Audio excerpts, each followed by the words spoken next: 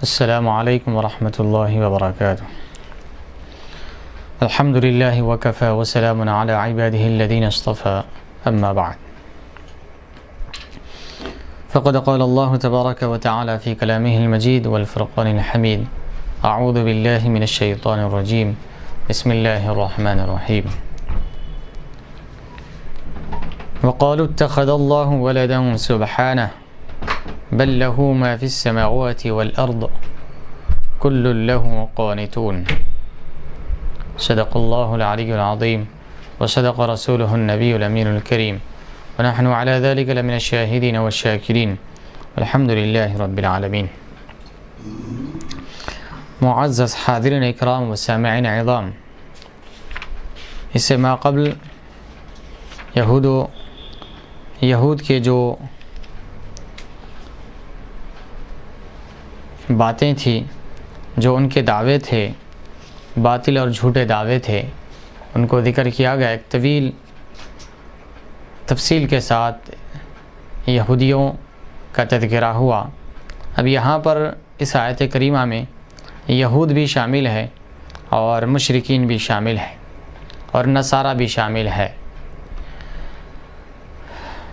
آئیے اس آیت کریمہ کا ترجمہ سماعت فرمائیں کہ اور یہ کہتے ہیں کہ بنا لیا ہے اللہ تعالیٰ نے اپنا ایک بیٹا، پاک ہے وہ اس تہمت سے، بلکہ اسی کی ہے جو چیز آسمانوں میں ہے اور زمین میں، سب اسی کے فرما بردار ہیں۔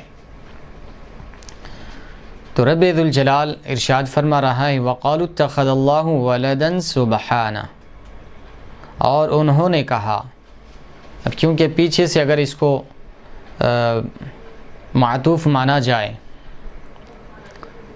اگر پیچھے سے اس کا عطف مانا جائے تو پیچھے گزشتہ آیتوں میں یہود کا تذکرہ چل رہا ہے، اور یہاں پر یہود کا ہی قول ہے، اور بعض قراء اکرام نے پیچھے سے اس پر عطف نہیں کیا ہے، یہ بغیر واو کے پڑھا ہے۔ وقالوا اتخذ اللہ ولدا سبحانہ کے بجائے قالوا اتخذ اللہ ولدا سبحانہ پڑھا ہے، تو یہ پیچھے سے عطف نہیں کرتے ہیں، یہاں سے یہ ابتدائی کلام مانتے ہیں، اس لیے انہوں نے بیچ میں واو کو ذکر نہیں کیا ہے۔ لیکن اکثر قراء یہاں پر واو کے ساتھ پڑھا ہے، یعنی اس کلام کا تعلق پچھلے کلام سے ہے۔ پچھلے آیتوں میں جو یہود کا تذکرہ چل رہا ہے، یہ انہی کا قول ہے کہ وہ کہنے لگے، وقالو، اور انہوں نے کہا، اتخذ اللہ ولدا، اللہ تبارک و تعالی نے بیٹا بنا لیا ہے، اولاد اختیار کی ہے۔ سبحانہ، تو رب ذوالجلال فرما رہا ہے پاک ہے وہ ذات، سبحانہ، اس کی ذات پاک ہے اس تہمت سے۔ ان کا یہ تہمت لگانا کہ اللہ تعالیٰ نے بیٹا بنا لیا ہے یا اولاد بنا لیا ہے، تو یہ اس تہمت سے رب ذوالجلال پاک ہے، منزہ ہے، مبرہ ہے، وہ ان کی تہمت سے پاک ہے اللہ تبارک و تعالی۔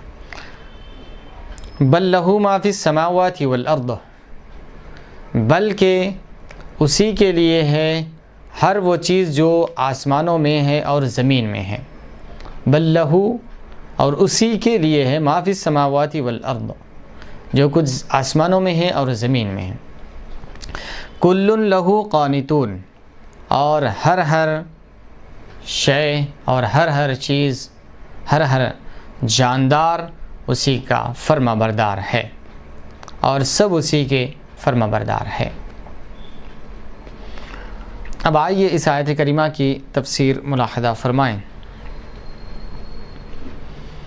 صاحب تفسیر حضرت قاضی ثناء اللہ پانی پتی رحمۃ اللہ علیہ فرما رہے ہیں، یہ آیت کریمہ مدینہ کے یہود، نصارہ اور مشرکین کی تردید میں نازل ہوئی،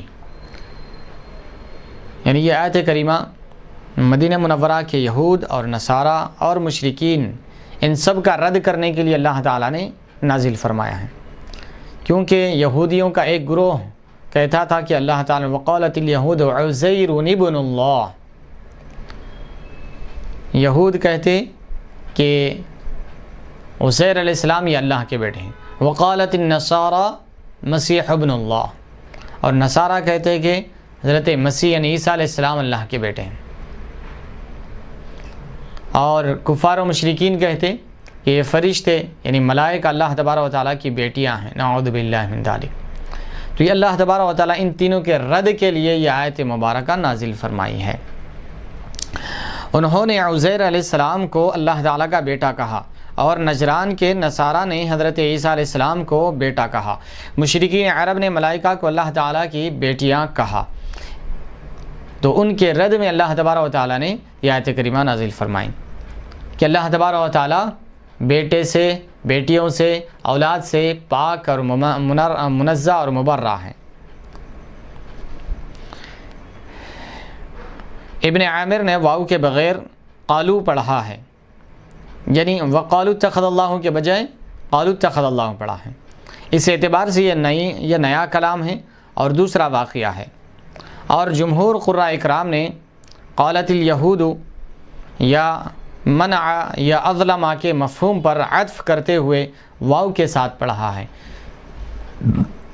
یعنی پچھلے کلام وقالت الیہود، قالت الیہود سے وہاں سے اس کو عطف کیا گیا ہے، یعنی وقالو یعنی انہوں نے، یہود نے کہا، یا منع یا اظلم یہ کلام سے یہاں پر عطف کیا گیا ہے، جس کی بنا پر یہاں پر واو کے ساتھ پڑھا گیا ہے، اور جمہور قراء اکرام نے واو کے ساتھ پڑھا ہے۔ سبحانہ کی تفسیر حضرت قاضی ثناء اللہ پانی پتی رحمۃ اللہ علیہ فرما رہے ہیں، سبحانہ، سبحان کے معنی پاک، یہاں پر سبحانہ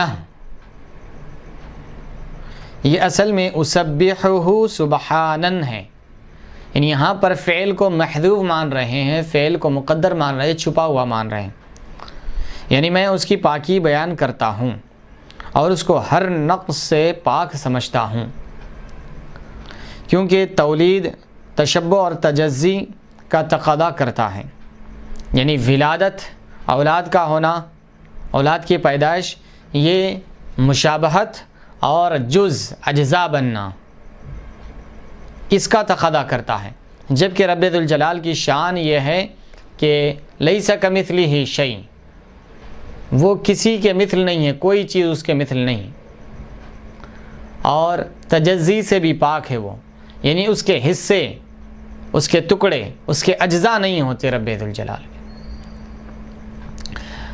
تو تولید، یہ دونوں چیز، تولید تشبہ اور تجزی کا تقاضا کرتا ہے، تو یہ ممتنع ہے، یہ محال ہے رب ذوالجلال کی ذات کے لیے۔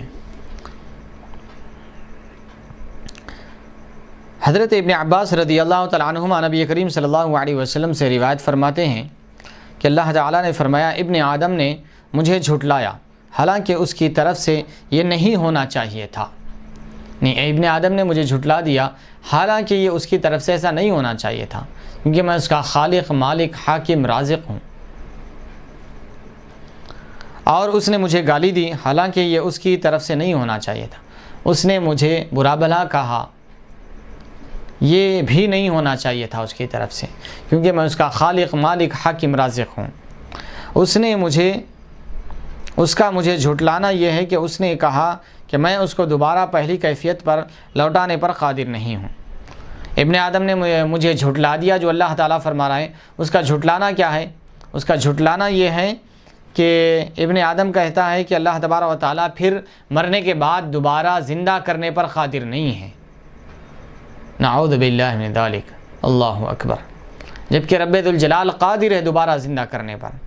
یہ اس کا کہنا، یہ سمجھنا، یہ اللہ تبارک و تعالیٰ کو جھٹلانا ہے، کیونکہ جب رب ذوالجلال نے اس کا کچھ وجود ہی نہیں تھا تو اس کو وجود بخشا، اور وجود بخشنے کے بعد پھر اس کو ہلاک کر کے پھر دوبارہ اس کو زندہ کرنا،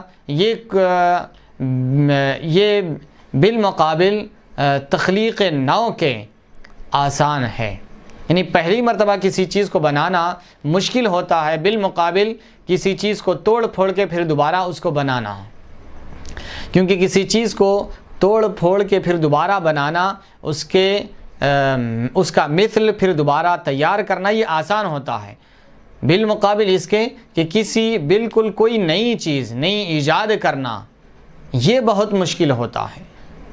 تو جب انسان کو رب ذوالجلال وہ کچھ بھی نہیں تھا، جبکہ وہ کچھ بھی نہیں تھا، هل اتى على الانسان من الدهر لم يكن شيئا، انسان پر ایک وقت، ایک زمانہ ایسا بھی آیا کہ وہ کچھ بھی نہیں تھا، وہ کچھ بھی نہیں تھا، تو رب ذوالجلال نے اس کو وجود بخشا، اس کو زندگی عطا فرمایا، تو پھر رب ذوالجلال اس کو موت عطا فرمائے گا، پھر موت عطا فرما کر پھر دوبارہ اس کو زندہ کرے گا۔ اور ابن آدم کہتا ہے کہ پھر رب ذوالجلال اس کو دوبارہ زندہ نہیں کرے گا، دوبارہ زندہ کرنے پر قادر نہیں ہے، تو یہ گویا کہ رب ذوالجلال کی قدرت کو جھٹلانا ہے، کیونکہ جو رب جب تم کچھ بھی نہیں تھے تو تم کو پیدا کیا، اور تم کو پیدا کرنے کے بعد تمہیں زندگی دیا، اور زندگی دینے کے بعد پھر موت دے کر پھر دوبارہ زندہ کرنا اس کے لیے کون سا مشکل کام ہے؟ تو یہ اس کے لیے مشکل نہیں ہے، وہ تو قادر مطلق ہے، وہ تم کچھ بھی نہیں تھے تو تم کو پیدا کیا، تمہیں زندگی دیا، پھر زندگی دے کر پھر موت دے گا، موت دے کر پھر تمہیں پھر زندہ کرے گا، پھر حساب و کتاب لے گا۔ تو ابن آدم کا یہ کہنا کہ رب ذوالجلال پھر پہلی کیفیت پر لوٹانے پر قادر نہیں ہے، گویا کہ اللہ تبارک و تعالیٰ کو جھٹلانا ہے۔ اور اس کا مجھے گالی دینا یہ ہے کہ اس نے کہا کہ میرا بیٹا ہے، حالانکہ میری ذات پاک ہے اس سے کہ میں بیوی یا بیٹا بناؤں۔ تو گالی دینے سے مراد فرما رہے ہیں کہ ابن آدم کا مجھے گالی دینا یہ ہے کہ مجھے برا بھلا کہنا یہ ہے کہ ابن آدم میرے بارے میں کہتا ہے کہ اللہ تعالیٰ نے بیٹا بنا لیا ہے۔ اللہ اکبر، نعوذ باللہ من ذالک۔ اس کا گالی دینا یہ ہے کہ اس نے کہا کہ میرا بیٹا ہے، حالانکہ رب ذوالجلال فرما رہا ہے کہ حالانکہ میری ذات پاک ہے اس سے کہ میں بیوی یا بیٹا بناؤں، میری ذات اس سے پاک ہے کہ میں بیوی یا بیٹا بناؤں، میری ذات اس سے پاک ہے، منزہ ہے، مبرہ ہے۔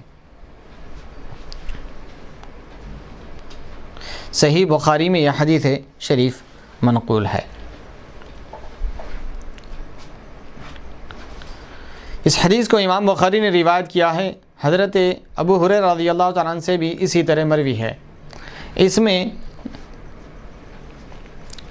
اس حدیث مبارک میں ہے کہ اس کا میری تکذیب کرنا یہ ہے کہ کہتا ہے کہ وہ دوبارہ نہیں لوٹائے گا جیسے اس نے مجھے ابتداءً پیدا کیا تھا، حالانکہ اعادہ سے ابتدا آسان نہیں۔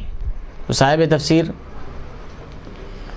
اور ایک حدیث مبارک یہاں پر حضرت ابو ہریرہ رضی اللہ تعالیٰ عنہ کی نقل فرما رہے ہیں کہ اس کا تکذیب کرنا یہ ہے کہ وہ کہتا ہے کہ وہ دوبارہ نہیں لوٹائے گا جیسا کہ اس نے مجھے ابتداءً پیدا کیا تھا، یعنی پہلے جیسا پیدا کیا تھا پھر دوبارہ اس کو مجھے، یعنی انسان کہتا ہے کہ مجھے اللہ تبارک و تعالیٰ پھر دوبارہ زندہ نہیں کرے گا۔ تو جبکہ اگر دیکھا جائے تو ابتدا میں یعنی ایجاد کرنا کسی چیز کو مشکل ہوتا ہے، بالمقابل اس چیز کے کسی چیز کے پائے جانے کے بعد اس کو توڑ پھوڑ کر پھر دوبارہ جڑانا، اس کو بنانا یہ آسان ہوتا ہے۔ برعکس کوئی چیز موجود نہ ہو، اس کو بالکل نہ ہونے پر اس کو بنانا یہ مشکل ہوتا ہے۔ مثال کے طور پر فی زمانہ فون ہے، کمپیوٹر ہے، لیپ ٹاپ ہے، یہ چیز ہے۔ اگر اس کو مثال سے یوں سمجھے کہ اگر ہم ذرا کچھ سال پیچھے چلے جائے، ایک 50-100 سال پیچھے چلے جائے، تو پھر یہ فون وغیرہ، یہ لیپ ٹاپ وغیرہ نہیں تھا۔ تو جب اس کو ابتدا کی گئی، اس کو ایجاد کیا گیا، یہ وجود میں آیا، تو یہ کام بہت ڈیفیکلٹ ہوتا ہے، یہ کام بہت مشکل ہوتا ہے۔ اس کے اوپر بہت سارے ایکسپیریمنٹ کرنا پڑتا ہے، بہت سارے تجربات کرنا پڑتا ہے، تب کہیں جا کر یہ چیز وجود میں آتی ہے۔ اب وجود میں آ گئی تو اب اگر کسی کمپیوٹر کے ماہر یا اس کے ایکسپرٹ کو یا اس کے بنانے والے کو آپ یہ کہیں کہ یہ کمپیوٹر پھر دوبارہ توڑ دے پھوڑ دے، بالکل اس کو ختم کر دے، پھر اس کے بعد اس کو دوبارہ بنانے کے لیے کہیں تو وہ یوں آسانی میں بنا لے گا، اس کے لیے کوئی مشکل کام نہیں ہے، اس کے لیے مشکل تو اس وقت تھی جب کہ اس کا کوئی نمونہ نہیں تھا، جب کہ اس کا کوئی آئیڈیل نہیں تھا، جب کہ اس کی کوئی مثال نہیں تھی، جب کہ اس کا کوئی وجود نہیں تھا۔ اس وقت بنانا اس کے لیے بہت چیلنج بھرا تھا، بہت مشکل تھا، بہت ڈیفیکلٹ تھا۔ لیکن جب اس نے بنا دیا، تیار کر دیا، پھر اس کو دوبارہ ختم کر دیا، توڑ دیا، ڈسٹرائے کر دیا، اس کو بالکل ختم کر دیا، پھر اس کو دوبارہ بنانے کے لیے کہا جائے تو بالکل ایزیلی بنا لے گا وہ، اس کے لیے کوئی اب مشکل کام نہیں ہے۔ تو اسی طرح رب ذوالجلال فرما رہا ہے کہ اے انسان، جب تو کچھ بھی نہیں تھا تو رب ذوالجلال نے تجھے پیدا فرمایا، تجھے بنایا، تجھے 2 ہاتھ دیے، 2 پیر دیے، 2 آنکھ دیے، رب ذوالجلال نے تجھے کان دیا، تجھے بہترین سانچے میں ڈھالا۔ اب اللہ تبارک و تعالیٰ تجھے زندگی عطا فرمایا اور پھر تجھے ایک عرصے کے بعد موت عطا فرمائے گا، پھر اس کے بعد تجھے دوبارہ پھر زندہ کرے گا۔ تو یہ دوبارہ زندہ کرنا یہ مشکل کام کہاں سے ہو گیا؟ جبکہ تو کچھ بھی نہیں تھا تو تجھ کو پیدا کیا، جو کہ بہت زیادہ مشکل کام تھا۔ تو وہ مشکل کام اللہ تبارک و تعالیٰ نے تیرے متعلق کر دیا۔ اب تیرے کو پھر دوبارہ زندہ کرنا یہ مشکل کام نہیں ہے، تیری یہ غلط فہمی ہے، تیری نادانی ہے۔ تو یہ سمجھ رہا ہے کہ اللہ تبارک و تعالیٰ پھر دوبارہ زندہ نہیں کرے گا، یہ تیری غلط فہمی ہے، یہ تیری جھوٹ ہے، یہ اللہ تبارک و تعالیٰ کی قدرت کو جھٹلانا ہے۔ کیونکہ اللہ تعالیٰ کے لیے دوبارہ زندہ کرنا یہ کوئی مشکل کام نہیں ہے، بلکہ آسان کام ہے۔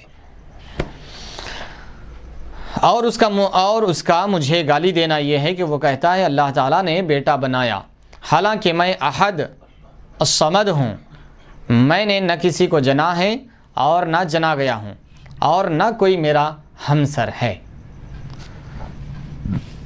رب ذوالجلال یہاں پر اپنی پاکیزگی کو بیان فرمایا، جو تہمت، جو الزام یہود اور نصارہ اور مشرکین نے لگایا تھا کہ اللہ تبارک و تعالیٰ نے بیٹا بنا لیا ہے عزیر علیہ السلام کو، عیسیٰ علیہ السلام کو، اور ملائکہ کو بیٹیاں بنا لیا ہے۔ تو نعوذ باللہ، اللہ تبارک و تعالیٰ اس سے پاک ہے، مبرہ ہے، منزہ ہے، رب ذوالجلال کی ذات اس سے پاک ہے۔ رب ذوالجلال نے اس کا رد سورہ اخلاص میں بھی فرما دیا ہے، قل هو اللہ احد اللہ الصمد لم یلد ولم یولد ولم یکن لہ کفوا احد۔ اس سورہ کے ذریعے بھی اللہ تبارک و تعالیٰ نے اس کی تکذیب اور اس کی تردید فرما دی ہے کہ تمہارا یہ دعویٰ، تمہارا یہ الزام باطل ہے، جھوٹا ہے، سراسر غلط ہے۔ بل لہ ما فی السماوات والارض، بلکہ جو کچھ آسمانوں اور زمین میں ہے اسی کے لیے ہے، بلکہ تخلیق و ملکیت آسمانوں اور زمین میں اسی کی ہے۔ پھر توالد کیسے متصور ہو سکتا ہے؟ یعنی پیدا کرنا، کسی چیز کو پیدا کرنا کیسے سمجھا جا سکتا ہے؟ کیونکہ مخلوق ممکن ہے جو اپنے وجود میں بھی غیر کی محتاج ہے اور ہلاک و فنا ہونے والی ہے، اس کے درمیان اور خالق واجب، غنی اور قیوم، اور وہ جس کا وجود ذاتی ہے، اس کے درمیان مجانست کیسے ہو سکتی ہے؟ تو یہاں پر صاحب تفسیر ایک اور طریقے سے اس کا جواب دے رہے ہیں۔ رب ذوالجلال جواب دے رہا ہے کہ بل لہ ما فی السماوات والارض، کہ آسمان و زمین میں جو کچھ ہے وہ سب اللہ تبارک و تعالیٰ کا ہے۔ واجد کا کیا معنی ہے؟ واجب یا واجد؟ واجب۔ اچھا، یعنی واجب یہاں پر بمعنی یعنی جس کا وجود ضروری، کمپلسری ہے، جی، جو کسی کا محتاج نہیں ہے، جس کا ہونا ضروری ہے، اسی لیے رب ذوالجلال کو واجب الوجود کہا جاتا ہے۔ تو الغرض یہاں پر ایک تو واجب الوجود کا مطلب کیا؟ یعنی وہ ذات، جیسے کہ انسان ہیں، یہ حدوث ہے، یہ ان کا وجود حادث ہے، یعنی یہ پہلے ہم نہیں تھے، انسان کا وجود پہلے نہیں تھا، اب ہے، پھر ایک زمانے کے بعد یہ ختم ہو جائے گا۔ لیکن ایک ذات کا ایسا ہونا ضروری ہے جس کو کوئی چیز نے نہ بنایا ہو، جو پہلے سے موجود ہو اور اس کائنات کو وجود بخشا ہو اور اس کائنات کا نظام چلا رہا ہو۔ تو جس کو وجود میں لانے والا کوئی نہ ہو وہ بنفس نفیس خود اپنی ذات سے موجود ہو، اس کو واجب الوجود کہا جاتا ہے، وہ اللہ تبارک و تعالیٰ کی ذات مبارکہ ہے۔ تو الغرض یہاں پر ایک اور طریقے سے رب ذوالجلال جواب دے رہا ہے ان کے اس دعوے کا، باطل دعوے کا کہ اللہ تبارک و تعالیٰ نے اولاد اختیار کیا ہے، ان کے اس دعوے کا رد فرما رہا ہے۔ وہ اس طور پر کہ آسمانوں اور زمین میں جو کچھ ہے وہ سب کچھ اللہ تبارک و تعالیٰ کے لیے، اللہ تعالیٰ کی ملکیت ہے، اور مالک اور مملوک میں کیسے توالد و تناسل، توالد متصور کیا جا سکتا ہے؟ یعنی مالک اور مملوک یہ ان میں توالد کا تصور نہیں کیا جا سکتا، کیونکہ اس میں بہت ساری چیزیں ہیں۔ اس میں مجانست یعنی ایک دوسرے کی جنس نہیں پائی جاتی، مجانست کے بغیر توالد نہیں ہو سکتا۔ تو یہاں پر جب مجانست ہی نہیں ہے تو پھر توالد کا کیسے تصور کیا جا سکتا ہے؟ کیونکہ جو مملوک ہے، یہ جو ساری کائنات ہے، اس میں انسان بھی ہے، حیوان، چرند پرند، زمین آسمان، سمندر، دریا، پہاڑ، جھاڑ، ستارے، چاند، سورج، یہ ساری چیزیں ہیں، سب کچھ ہے۔ تو یہ اپنے وجود میں محتاج ہے اللہ تبارک و تعالیٰ کے، اور رب ذوالجلال یہ کسی کا محتاج نہیں ہے، یہ واجب ہے، واجب الوجود ہے۔ تو محتاج میں اور واجب میں یہ مجانست ہی نہیں پائی جاتی ہے، تو پھر یہ اولاد اور باپ کیسے ہو سکتے ہیں؟ نعوذ باللہ من ذالک۔ مجانست کا مطلب یعنی جنس، ایک دوسرے کی جنس ہونا چاہیے، توالد کے لیے ایک دوسرے کی جنس ہونا چاہیے۔ تو ملائکہ کو یا بندے کو، انسان کو، ابن آدم کو اللہ تبارک و تعالیٰ کی اولاد کہنا یہ بالکل غلط اور سراسر باطل ہے، صحیح نہیں ہے۔ تو آئیے پھر ایک مرتبہ اس کو سماعت فرمائے، کیونکہ یہ عقیدے کی بات ہے، بلکہ تخلیق و ملکیت آسمانوں اور زمین میں اسی کی ہے، پھر توالد کیسے متصور ہو سکتا ہے؟ یعنی اولاد ہونا یہ کیسے سمجھا جا سکتا ہے؟ چونکہ مخلوق ممکن ہے، ممکن یعنی جس کا امکان ہو، ممکن یعنی جس کا امکان ہو، یعنی ہو بھی سکتا ہے، نہیں بھی ہو سکتا ہے۔ ہمارا وجود اب تک نہیں تھا، اب ہے، پھر کل نہیں ہوگا۔ تو یہ اس چیز کو حادث بھی کہا جاتا ہے، یعنی ان کا امکان، ان کا وجود ہو بھی سکتا ہے، نہیں بھی ہو سکتا ہے، ہمارے ہونے یا نہ ہونے سے کوئی فرق پڑنے والا نہیں ہے، کیونکہ مخلوق ممکن ہے جو اپنے وجود میں بھی غیر کی محتاج ہے، یعنی اللہ تبارک و تعالیٰ کی محتاج ہے مخلوق، اور ہلاک و فنا ہونے والی ہے، ہمیں ہلاکت اور فنا ہمارے لیے لگی ہوئی ہے، یعنی اب تک نہیں تھے، اب ہے، پھر کل ختم ہو جائیں گے۔ اس کے درمیان اور خالق، یہ مخلوق ہو گئی، یہ مملوک ہو گئی، یہ ممکن ہے، یہ حادث ہے، یہ فنا ہونے والی چیز ہے، یہ ساری چیزیں اس کے درمیان اور خالق کے درمیان، اللہ تبارک و تعالیٰ کے درمیان جو واجب الوجود ہے، جو ممکن نہیں ہے، جس کے ہونے نہ ہونے سے کوئی فرق نہ پڑے کائنات کو، جس کا ہونا واجب ہے، اس کے بغیر کائنات کا نظام چل ہی نہیں سکتا، وہ کسی کا محتاج نہیں ہے، وہ غنی ہے، وہ اپنے آپ سے خود قائم ہے، اس کو کسی نے قائم نہیں کیا۔ یہ زمین و آسمان، یہ ساری کائنات، یہ انسان، یہ سب کچھ کو اللہ تبارک و تعالیٰ نے قائم کیا ہے، ان کو وجود بخشا ہے۔ اللہ تبارک و تعالیٰ بنفس نفیس، بذات خود وہ قائم ہے، وہ کسی کا محتاج نہیں ہے، وہ واجب الوجود ہے، اور وہ جس کا وجود ذاتی ہے، یعنی اللہ تبارک و تعالیٰ کا وجود وہ اپنا ذاتی ہے، وہ کسی کے بنانے سے نہیں بنا، وہ اپنی ذات سے آپ قائم ہے، اور انسانوں کا جو وجود ہے وہ اللہ تبارک و تعالیٰ کا عطا کردہ ہے۔ انسان کو اللہ تبارک و تعالیٰ نے وجود بخشا ہے تو انسان دنیا میں آیا، ورنہ آدم علیہ السلام سے پہلے انسان کہاں تھا؟ انسان کا وجود ہی نہیں تھا۔ تو وہ ذات جو اپنے آپ سے موجود ہے، وہ ذات جو اپنے آپ سے موجود ہے، اس کے درمیان اور مخلوق کے درمیان مجانست کیسے ہو سکتی ہے؟ یہ ایک دوسرے کی جنس نہیں ہے، پھر جنس نہیں ہے تو پھر اولاد، اس کی اولاد کہنا یہ کہاں کا انصاف ہے؟ نعوذ باللہ من ذالک۔ بے شک۔ تو یہ اللہ تبارک و تعالیٰ کو اولاد کہنا، اللہ حضرت عیسیٰ علیہ السلام کو اور عزیر علیہ السلام کو، ملائکہ کو، یہ یہود کا، نصارہ کا، مشرکین کا اللہ تبارک و تعالیٰ کے بیٹے اور بیٹیاں کہنا، یہ بالکل خلاف دین بھی ہے اور خلاف عقل بھی ہے. یعنی قرآن اور تورات، زبور، انجیل یہ ساری دینی آسمانی کتابوں کے بھی خلاف ہے اور عقل کے بھی خلاف ہے. عقل میں آنے والی بھی بات نہیں ہے. اگر صحیح طور پر سوچا اور سمجھا جائے تو کوئی عقل رکھنے والا بھی یہ ایسی بے تکی اور بیہودہ اور غلط بات نہیں کہہ سکتا. یہ کوئی بے وقوف اور ناسمجھا عقل کے پرلے درجے کا جاہل ہی کہہ سکتا ہے. کل لہو قانتون. اس کے بعد اور ایک جواب کے طور پر رب ذوالجلال فرما رہے ہیں کل لہو قانتون، سب کے سب اس کے فرما بردار ہے.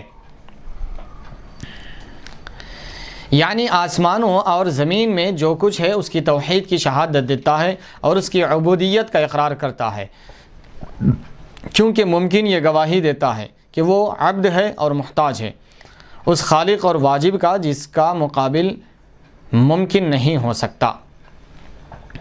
یعنی یہ ممکن گواہی دے رہا ہے کہ وہ عبد ہے، اپنی عبدیت کا اقرار کر رہا ہے اور اپنے احتیاج کا اقرار کر رہا ہے اس خالق و واجب ذات کا جس کا کوئی ممکن نہیں، جس کا کوئی مقابل ممکن نہیں.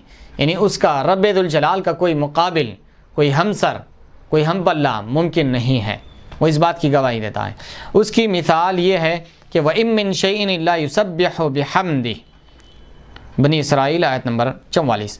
اس کائنات میں کوئی بھی ایسی چیز نہیں مگر وہ اس کی پاکی بیان کرتی ہے، اس کی حمد کرتے ہوئے کائنات کی اشیاء کی تسبیح و تحلیل اور شہادت کو صرف ارباب قلوب اپنے قلوب کے مشاعر سے، یعنی اپنے شعور سے، دلوں کے شعور سے جانتے ہیں، جن کے ذریعے ان کی حیات کا ادراک ہوتا ہے. تو اب یہاں پر اس ذریعے سے بھی رد کیا جا رہا ہے یہ یہود و نصارہ اور مشرکین کا کہ کل لہو قانتون، یہ سب کے سب اس کے فرما بردار ہے، اس کے تابعدار ہے، اس کے اطاعت شعار ہے. کائنات کی ہر شے، ہر ذرہ، ہر چیز، ہر جاندار، ہر بے جان، ہر شے اسی کے فرما بردار ہے. تو اس کے بارے میں ایک آیت کریمہ سے استدلال فرماتے ہوئے صاحب تفسیر اس کا جواب دے رہے ہیں کہ عبد ہے، یہ محتاج ہے اس ذات کا جس کا کوئی مقابل نہیں ہو سکتا. اس کی مثال یہ ارشاد ہے کہ وَإِن مِّن شَيْءٍ إِلَّا يُسَبِّحُ بِحَمْدِهِ، کہ کائنات کی کوئی شے ایسی نہیں ہے جو اس کی تسبیح بیان کرتی ہے اس کی حمد کرتے ہوئے، اس کی پاکی بیان کرتی ہے اس کی تعریف کرتے ہوئے. اب یہ بتائے کہ کائنات کی ہر شے اس کی تسبیح اور اس کی پاکی بیان کر رہی ہے اس کی تعریف کرتے ہوئے رب ذوالجلال کی، تو پتہ چلا کہ اس کا کوئی اور ہمسر، کوئی اس کا ہم پلہ کوئی اور نہیں ہے، وہی ایک ذات ہے، وہی ایک ذات ہے، اس کا کوئی اور شریک نہیں ہے. اب یہ کائنات کی ہر شے کی تسبیح، حمد کے ساتھ تسبیح بیان کرنا، یہ اس کے بارے میں فرما رہے ہیں صاحب تفسیر، یہ ارباب قلوب اس کو سمجھ سکتے ہیں. یعنی جن کے دلوں کو اللہ تبارک و تعالیٰ نے زندگی بخشا ہے، جن کے دل زندہ ہو چکے ہیں، وہ ہر شے کی تسبیح و تحلیل سماعت کر سکتے ہیں، سن سکتے ہیں. ہر کس و ناکس ہر شے کی تسبیح نہیں سن سکتا. جیسا کہ رب ذوالجلال نے حضرت سلیمان علیہ السلام کو پرندوں کی بولی سکھلائی، جبکہ پرندوں کی بولیاں ہم بھی سنتے ہیں لیکن ہم سمجھ نہیں سکتے ہیں. یہ رب ذوالجلال کی عطا ہے کہ رب ذوالجلال نے حضرت سلیمان علیہ السلام کو، کیونکہ یہ قرآن کے حوالے سے اس لیے میں اس کی دلیل دے رہا ہوں کہ وَعَلَّمْنَاهُ مَنْطِقَ الطَّيْرِ، پرندوں کی بولی ہم نے انہیں سکھلایا. کہ ہم نے انہیں پرندوں کی بولی سکھلایا۔ تو حضرت سلیمان علیہ السلام پرندوں کی بولی سمجھتے تھے۔ پرندوں کی بولی ہم بھی سنتے ہیں لیکن ہم سمجھ نہیں سکتے۔ اور اسی طرح سید الانبیاء، ہمارے اور آپ کے آقا و مولا حضور تاجدار کائنات فخر موجودات حضرت محمد مصطفیٰ احمد مجتبیٰ صلی اللہ علیہ وسلم کی ذات گرامی کو بھی رب ذوالجلال نے پرندوں ہی نہیں بلکہ چرند، پرند، انسان، جانور، حیوان، ہر شے کی تسبیح، ہر شے کی بولی رب ذوالجلال نے حضور پاک علیہ الصلوۃ والسلام کو عطا فرمائی تھی۔ ہر ایک کی بولی، ہرن کی بولی سن رہے ہیں، اس کا جواب دے رہے ہیں، اس کی مدد فرما رہے ہیں۔ اونٹ کی بولی سمجھ رہے ہیں، سن رہے ہیں اور اس کا جواب دے رہے ہیں، اس کی مدد فرما رہے ہیں۔ چڑیا کی بولی سن رہے ہیں، سمجھ رہے ہیں اور اس کی مدد فرما رہے ہیں، اس کے بچوں کو آزاد کرا رہے ہیں۔ بھیڑیوں کی بولی، شیروں کی بولی، الغرض ہر شے اپنے اندر ستون حنانہ جس کو ہم بے جان سمجھتے ہیں، جھاڑ درختوں کو، لیکن اس کی بھی بولی حضور پاک صلی اللہ علیہ وسلم اس کا بھی رونا سن رہے ہیں اور اسے کلام فرما رہے ہیں، اسے اختیار دے رہے ہیں۔ چاہے تو تجھے جنت میں پہنچا دوں، چاہے تو تجھے کہیں اور تناور درخت بنا دوں اور ہرا بھرا کر دوں تجھے۔ تو ہر شے اپنے اندر رب ذوالجلال کی تسبیح و تہلیل اور اس کی پاکی اور اس کی حمد و ثنا بیان کرتی ہے۔ تو اس لیے صاحب تفسیر فرما رہے ہیں کہ ارباب قلوب اس کو سمجھ سکتے ہیں، جن کے دل ذکر الہی سے زندہ ہو چکے ہیں، وہ لوگ ان چیزوں کی تسبیح و تہلیل اور تکبیر کو سن سکتے ہیں، سماعت کر سکتے ہیں۔ اور یہ سائنٹیفک طور پر بھی پروف ہو چکا ہے، یہ یاد رکھ لیں۔ یہ تو قرآن ہے جو 1400 سال پہلے اللہ تبارک و تعالیٰ نے یہ ساری چیزیں ذکر فرما دیا، اور ہمارے بزرگان دین نے صدیوں پہلے قرآن اور حدیث کی تائید میں کئی دلائل لا کر بتایا کہ ان چیزوں میں بھی حیات ہوتی ہے۔ اور سائنس 1400 سال، 1200 سال کے بعد، 1300 سال کے بعد، 1400 سال کے بعد آ کر یہ تحقیق کر کے بتا رہی ہے کہ ہاں واقعی درختوں میں بھی جان ہوتی ہے، درختوں میں بھی نر اور مادہ پایا جاتا ہے۔ جبکہ 1400 سال پہلے ہمارے اور آپ کے آقا صلی اللہ علیہ وسلم نے یہ بتایا کہ ہاں واقعی درختوں میں جان ہوتی ہے، ستون حنانہ اس کی مثال ہے۔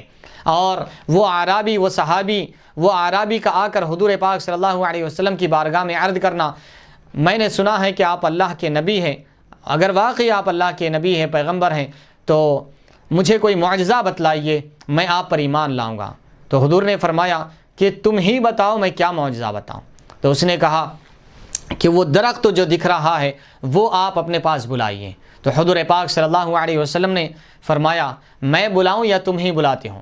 اور فرمایا جاؤ اس درخت کے پاس جا کر کہو تجھے اللہ کے رسول صلی اللہ علیہ وسلم بلا رہے ہیں۔ اور وہ دیہاتی گئے اور وہاں پر جا کر اس درخت سے کہا کہ درخت تجھے اللہ کے نبی، اللہ کے پیغمبر، اللہ کے رسول تجھے بلا رہے ہیں۔ وہ درخت آگے پیچھے دائیں بائیں حرکت کیا اور اپنی جڑیں زمین سے اکھیڑا، نکال کر حضور پاک صلی اللہ علیہ وسلم کی بارگاہ میں اپنے تنوں سے چل لیتے ہوئے آیا اور حضور کی بارگاہ میں سجدہ ریز ہو گیا۔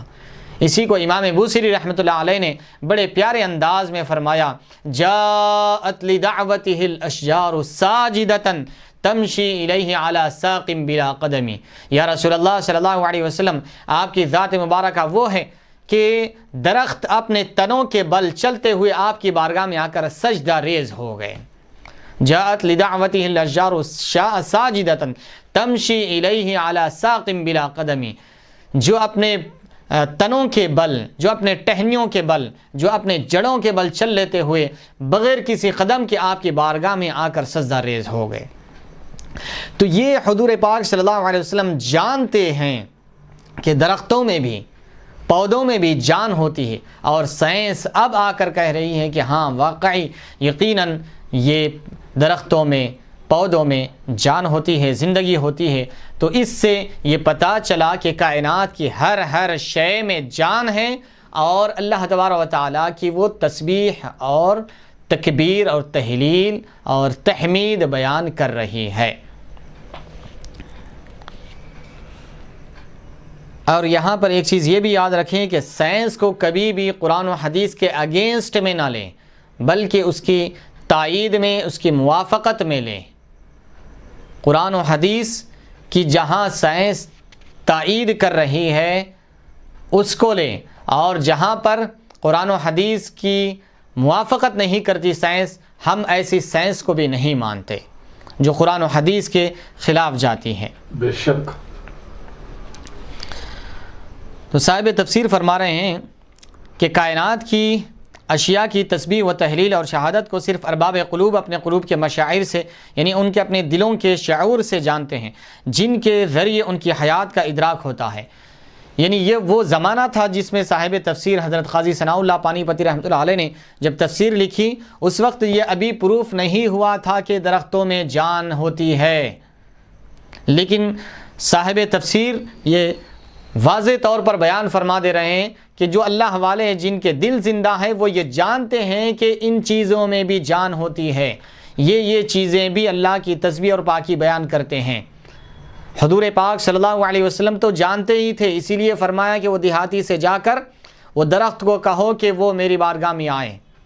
لیکن حضور کے جو غلام ہیں، حضور کی تابعداری میں، آپ کی سنتوں میں جو غرق ہو چکے ہیں، جو اولیاء اکرام ہیں، وہ بھی جانتے ہیں کہ یہ درختوں میں، یہ پودوں میں جان ہوتی ہے، زندگی ہوتی ہے، اور وہ اللہ کی تسبیح اور پاکی بیان کرتے ہیں۔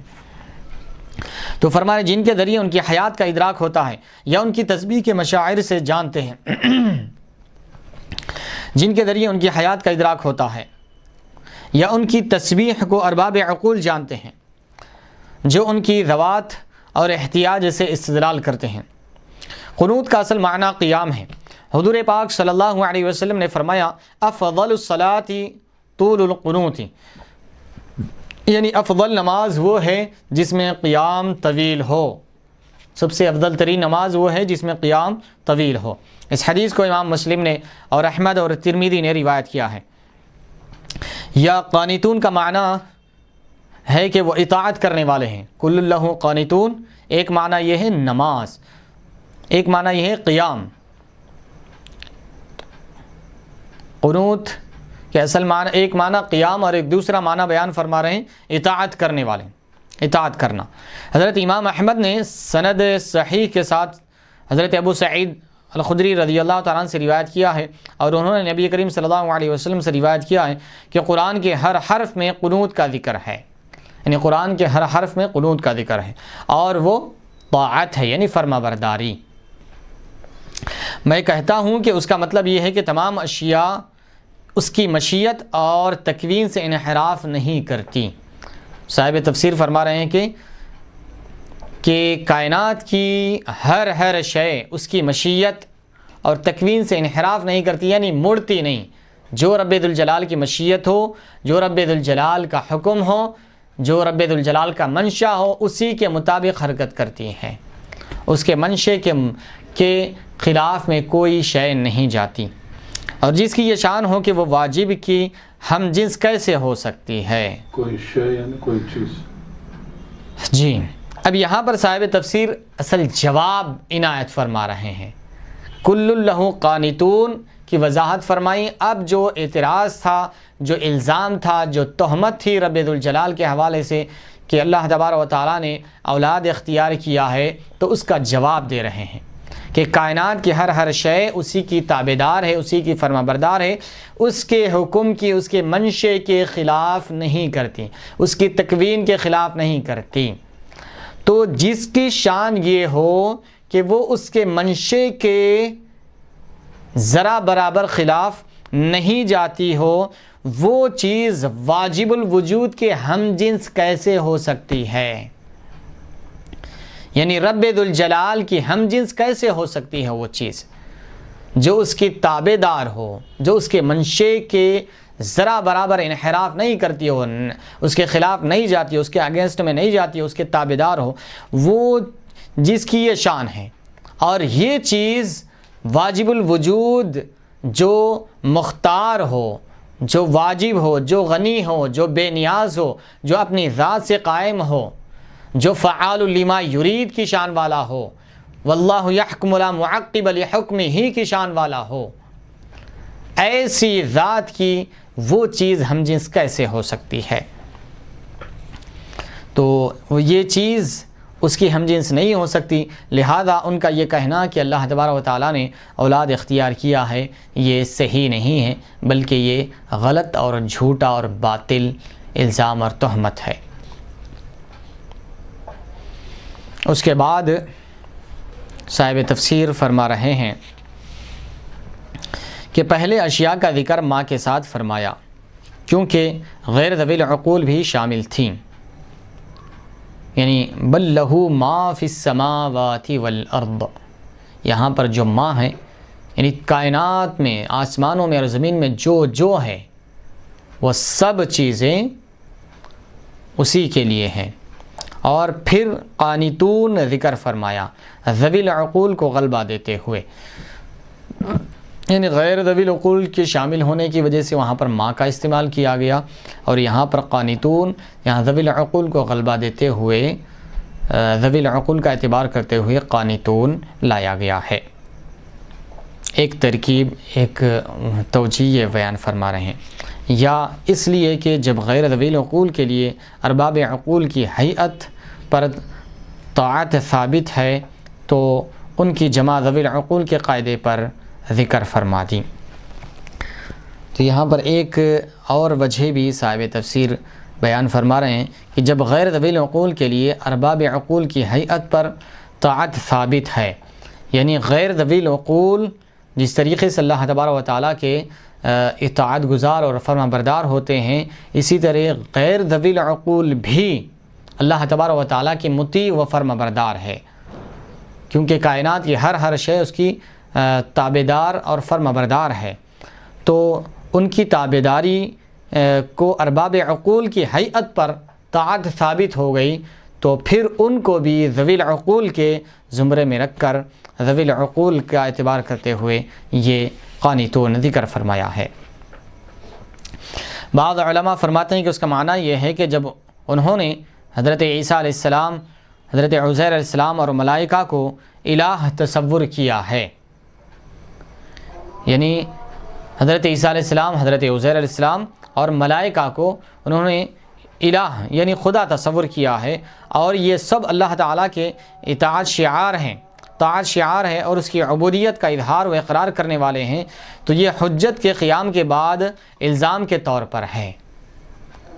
یعنی جب یہود نے عزیر علیہ السلام کو اللہ کا بیٹا کہا، نصارہ نے عیسیٰ علیہ السلام کو اللہ کا بیٹا کہا، اور مشرکین نے ملائکہ کو خدا کی بیٹیاں کہا یا ان کو خدا بنا لیا، بعض نصارہ نے خدا بنا لیا اور بعض نے انہیں خدا بنا لیا، تو یہ سب جبکہ اللہ تبارک و تعالیٰ کے فرما بردار ہے، اطاعت شعار ہے، یہ اس کی عبودیت کا اظہار کرنے والے ہیں، یہ خود سب اللہ کے بندے ہونے کا اظہار کر رہے ہیں، یہ سب خود اللہ کے بندے ہیں، تو پھر ان کو خدا کہنا یہ کہاں سے؟ بلکہ یہ اس بات پر حجت ہے، دلیل ہے کہ جس کو تم خدا سمجھ رہے ہیں وہ خود وہ سب اللہ کو خدا سمجھ رہے ہیں، تو یہ تم پر ہی حجت ہے، الٹا ان کے ہی خلاف یہ دلیل بنتی ہے کہ جس کو تم خدا سمجھ رہے ہیں وہ واجب الوجود ذات کو اپنا خدا سمجھتے ہیں، تو تمہارا ان کو خدا سمجھنا یہ بالکل غلط ہے، جبکہ تم جن کو خدا سمجھ رہے ہو وہ اللہ تبارک و تعالیٰ کو اپنا خدا، اپنا معبود سمجھ رہے ہیں اور سمجھتے ہیں اور عقیدہ رکھتے ہیں اور اس بات پر وہ یقین رکھتے ہیں، تو تمہارا ان کو خدا سمجھنا یہ الٹا تمہارے اوپر یہ حجت اور دلیل بنے گا کہ تم نے غلط انہیں خدا تصور کر لیا تھا، خدا بنا لیا تھا، جبکہ وہ خود اللہ تبارک و تعالیٰ کو اپنا معبود حقیقی سمجھتے ہیں، اور تمہارا ان کو اپنا خدا اور معبود بنانا یہ تمہارے لیے ہی گلے کا پھندا بنے گا بروز محشر۔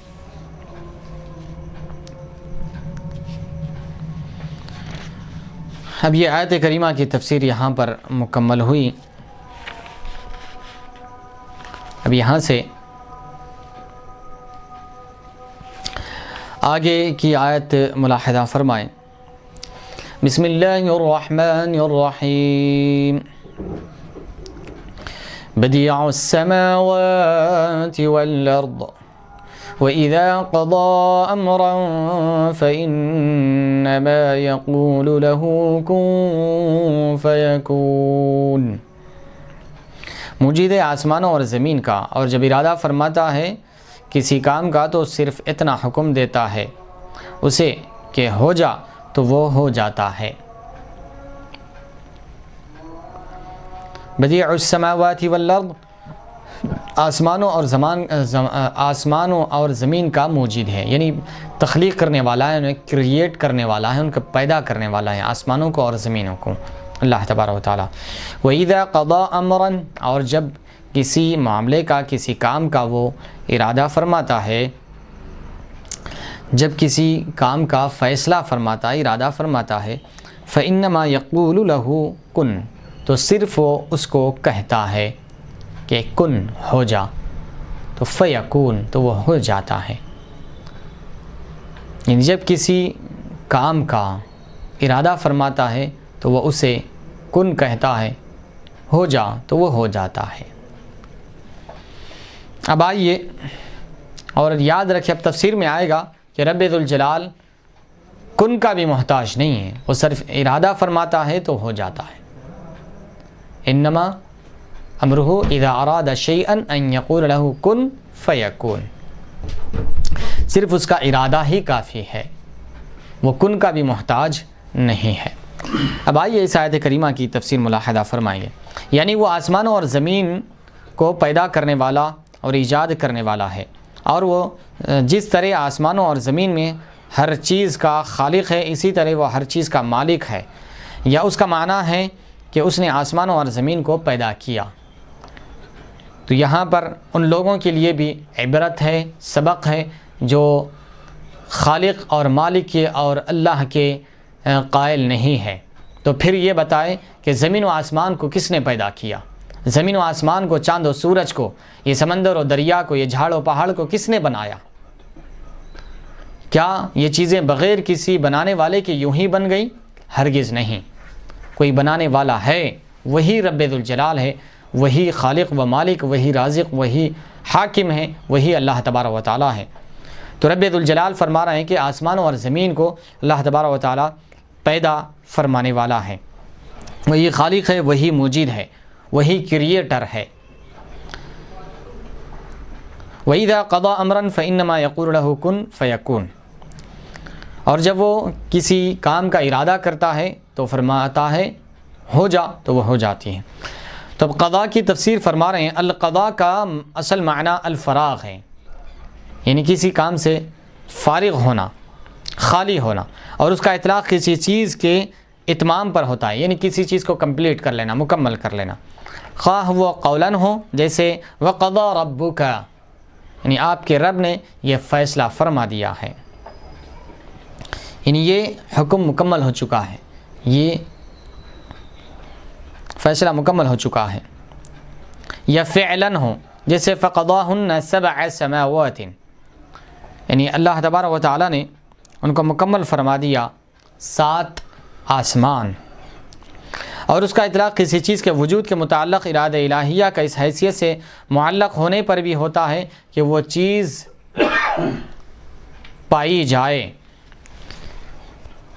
اور ایک فرما رہے ہیں قضاء کے تعلق سے کہ کسی چیز کے وجود کے متعلق ارادہ الہیہ، یعنی اللہ تبارک و تعالیٰ کا ارادہ کسی چیز کے متعلق اس حیثیت سے معلق ہونا، یعنی اٹیچ ہونے پر ہوتا ہے کہ وہ چیز پائی جائے، یعنی اللہ تبارک و تعالیٰ کا ارادہ کہ کوئی چیز پائی جائے، تو اس پر بھی قضاء کا لفظ بولا جاتا ہے۔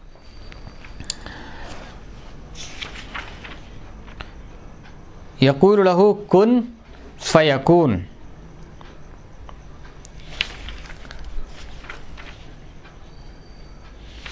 اب کن فیکون کی تفسیر فرما رہے ہیں، یہاں پر کچھ چیزیں علمی اور تحقیقی اور گرامر کے اعتبار سے ذرا دقیق ہے، غور سے ملاحظہ فرمائیں۔ یہاں کانا تامہ ہے کیونکہ اس کی خبر نہیں ہے، یعنی یہ گرامر ہے، یہ کیونکہ کانا کی 2 قسمیں آتی ہے، ایک کانا تامہ ہوتا ہے اور ایک کانا ناقصہ ہوتا ہے۔ تو یہاں پر فرما رہے ہیں کانا ناقصہ میں اس کا اسم بھی ہوتا ہے، اس کی خبر بھی ہوتی ہے. کانا تامہ ہے، یہاں پر اس کی خبر نہیں ہے، صرف اسم پر یہ مکمل ہو جاتا ہے، اس کی خبر کی اس کو حاجت اور ضرورت نہیں پڑتی. الغرض یہ کچھ یہاں پر گرامر اور وغیرہ کے تعلق سے بیان فرما رہے ہیں، اس کو ذرا توجہ سے سماعت فرمائیں. بسم اللہ الرحمن الرحیم. یہاں کانا تامہ ہے کیونکہ اس کی خبر نہیں ہے. معنی یہ ہے کہ وہ حکم فرماتا ہے ہو جا تو وہ ہو جاتی ہے. رہا اس شے کا صفت سے موصوف ہونا، تو اس آیت میں اس کی کوئی دلالت نہیں ہے. جمہور نے تمام مقامات پر یقول پر عطف یا مستقل کلام ہونے کے اعتبار سے یکون کو مرفوع پڑھا ہے. ابن عامر نے تمام مقامات پر منصوب پڑھا ہے سوائے سورہ آل عمران کے، وہاں کن فیکون الحق پڑھا ہے، اور اسی طرح سورہ انعام میں بھی کن فیکون قولہ الحق کو مرفوع پڑھا ہے. اور ابن عامر نصب اس لیے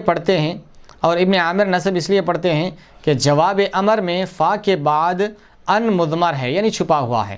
یہاں چند اہم ابحاث علماء نے ذکر کیے ہیں. اب یہاں پر یہ گرامر کی بات مکمل ہو گئی. اب یہاں سے علماء نے کن فیکون ہو جا تو ہو جاتی ہے، کوئی چیز کو جب وہ کہتا ہے ہو جا تو ہو جاتی ہے. اب یہاں پر کچھ علمی اور بہت ہی دقیق اور باریک بحثیں ہیں، اس کو یہاں پر صاحب تفسیر نے ذکر فرمایا ہے، اس کو بھی ملاحظہ فرمائیں.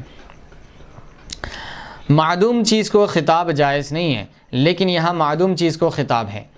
یہ ایک اعتراض ہے، یہ ایک کوشچن ہے، یہ ایک سوال ہے، اس کا جواب دے رہے ہیں. اس کا جواب یہ ہے کہ جب اس چیز کے وجود کو مقدر مانا گیا تو وہ موجود کی طرح ہو گئی، اس لیے خطاب کرنا صحیح ہے. تو صاحب تفسیر اس کا جواب یہ دے رہے ہیں کہ اس چیز کے وجود کو مقدر مانا گیا، یعنی چھپا ہوا مانا گیا. اس چیز کا وجود ہے لیکن ظاہر نہیں ہے، چھپا ہوا ہے، مقدر مانا گیا، لیکن مانا تو گیا ہے، اس کا وجود مانا تو گیا ہے، ظاہر نہیں ہے، ظاہرا نہیں ہے، لیکن مقدر مانا گیا ہے. تو پھر خطاب کرنا اس چیز سے بالکل جائز ہو گیا، سوال ہی پیدا نہیں ہوتا. جب اس کا وجود مقدر مانا گیا تو پھر وہ موجود کی طرح ہو گئی، گرچہ کہ بظاہر نہ ہوگی لیکن چھپی ہوئی ہے، لیکن ہے تو صحیح. تو اس لیے اس کو خطاب کے ساتھ ذکر کرنا صحیح ہے. تو یہ اعتراض کرنا درست نہیں ہے کہ معدوم چیز کو خطاب کیسے، کیونکہ معدوم مقدر ماننے کی وجہ سے موجود کی طرح ہو گئی. ابن انباری فرماتے ہیں کہ انما یقول لہ کا معنی یہ ہے لاجل تکوینہ، اس صورت میں خطاب کا معنی بھی باقی نہیں رہے.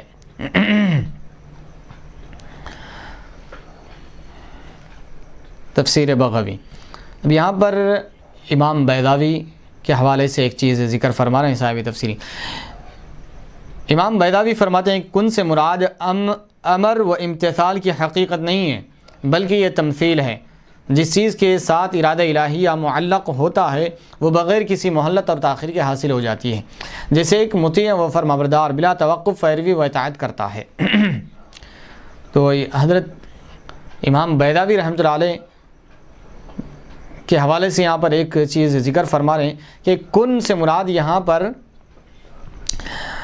امر و امتثال کی حقیقت نہیں ہے، یعنی جیسا کہ حکم دیا جا رہا ہے تو وہ اس کو کر رہا ہے، یہ حکم دینا اور اس کو بجا لانا یہ نہیں ہے فرما رہے ہیں، اس کی حقیقت نہیں ہے، بلکہ یہ ایک تمثیل ہے، یہ ایک ایگزامپل ہے، یہ ایک مثال دی گئی ہے، یہ ایک سمجھانے کے لیے ایک ایگزامپل ہے، یہ مثال دی گئی ہے.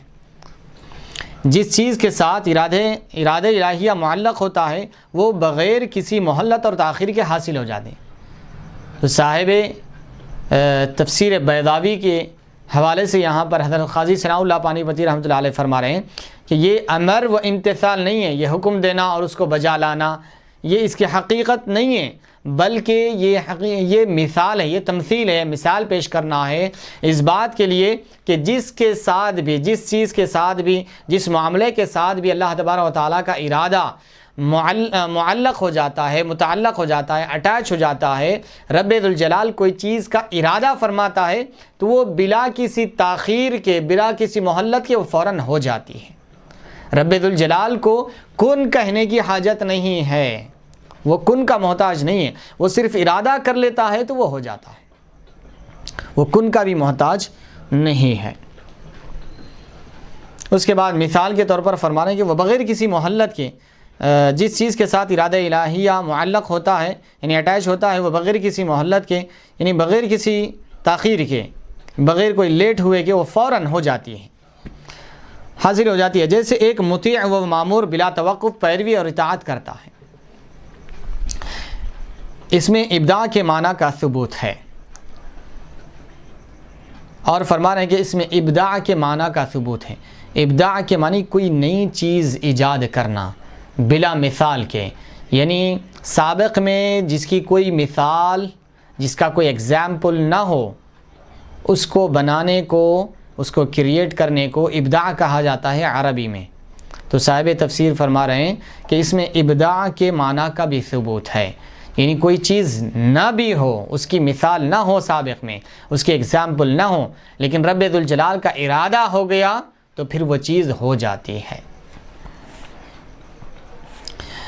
یکون کو ان مقدرہ کے ساتھ نسب دینا اس بات کا تقاضا کرتا ہے کہ امر اپنے معنی میں استعمال ہوا ہے، کیونکہ فا کے بعد ان مقدر کرنا تب صحیح ہو سکتا ہے جب وہ اپنے معنی میں استعمال ہو، حالانکہ آپ نے خود کہا ہے کہ یہ اپنے معنی میں نہیں بلکہ مراد کے حصول کی سرعت پر دلالت کرنے کے لیے ہے، تو پھر نسب کیسے متصور ہو سکتا ہے؟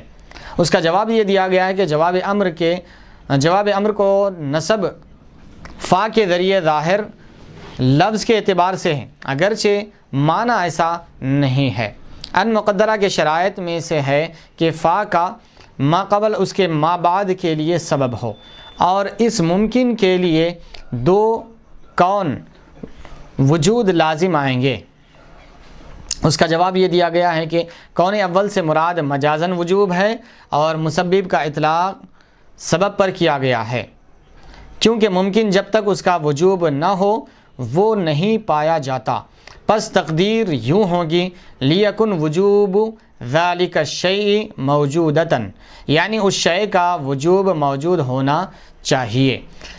میں کہتا ہوں اس کا جواب اس طرح بھی ہو سکتا ہے کہ کونین سے مراد اس کا دارالعمل میں کون سبب ہے اور دارالجزا میں کون مسبب ہے، لیکن یہ تعویل حکم کو مکلفین کے ساتھ مختص کرنے کا تقاضا کرتی ہے، حالانکہ آیت کا سیاق عموم کا تقاضا کرتی ہے۔ صحیح یہ ہے کہ اس کے جواب میں کہا جائے کہ کونین سے مراد اس کا وجود علمی کے ساتھ اعیان ثابتہ کے مرتبہ ہونے میں ہے، اور وجود ذلی کے ساتھ خارج ذلی میں ہونا ہے۔ رؤسائے صوفیہ نے اسی طرح کہا ہے۔ اس سے اعیان ثابتہ کے مرتبہ ہونے سے حدوث زمانی لازم نہیں آتا بلکہ حدوث ذاتی لازم آتا ہے۔ اس تعویل پر یہ آیت توحید شہودی پر دلالت کرتی ہے، جیسا کہ مجدد الفسانی رحمۃ اللہ علیہ نے فرمایا ہے، نہ کہ توحید وجودی پر دلالت کرتی ہے، جیسا کہ شیخ اکبر محی الدین ابن العربی قدس سرہ نے لکھا ہے کہ ممکنات نے خارج میں وجود کی بو بھی نہیں سونگھی ہے۔ واللہ اعلم۔